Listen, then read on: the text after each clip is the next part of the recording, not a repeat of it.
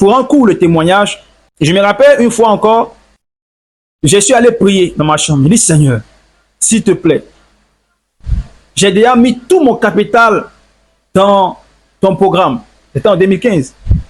J'ai déjà mis tout mon argent là-dedans. Je n'ai plus rien. Je suis à zéro.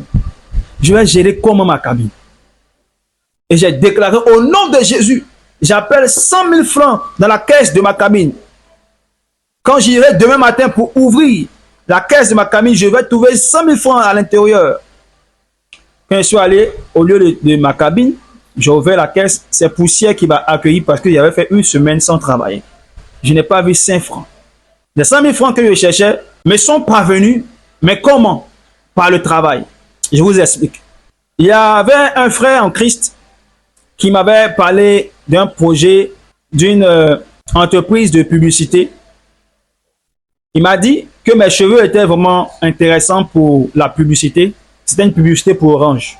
Ce que le frère m'a dit, je vais aller tester puisque le casting là, c'est encore d'actualité. Je l'ai appelé, il m'a dit, il faut venir. Je suis arrivé là-bas. Quand j'ai fini la publicité devait me donner, je crois, 56 000 à 60 000 francs.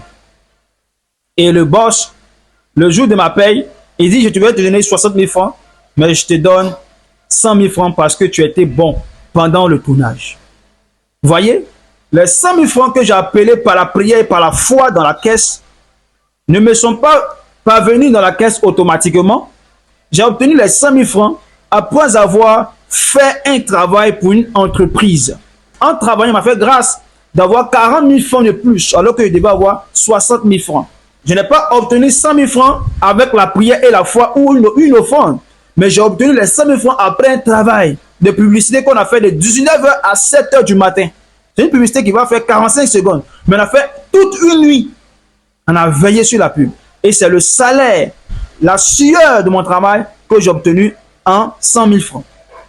Vous voyez, il n'y a pas de principe qui peut emmener quelqu'un à la richesse à part le travail et l'épargne.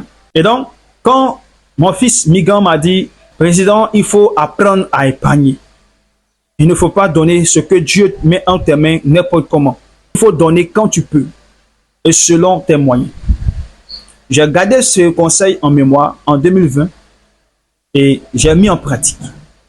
Quand je fais mes calculs et que je vois ce que je dois dépenser par jour, si c'est 500 francs, si j'ai donné 500 francs à quelqu'un, cela veut dire que je ne dois plus rien dépenser toute la journée. Parce que dans mes calculs, dans mon programme, je dois dépenser 500 francs pour la nourriture chaque jour. Lorsque j'ai commencé cela, mes frères, en moins de 6 mois, j'ai mis en place un cybercafé avec un seul poste. En moins d'1 an, j'ai eu 10 postes. Un poste coûtait à l'époque 40 000 francs. Unité centrale, écran, tout et tout, 40 000 francs. Donc ça faisait 400 000 francs pour les 10 postes en 6 mois.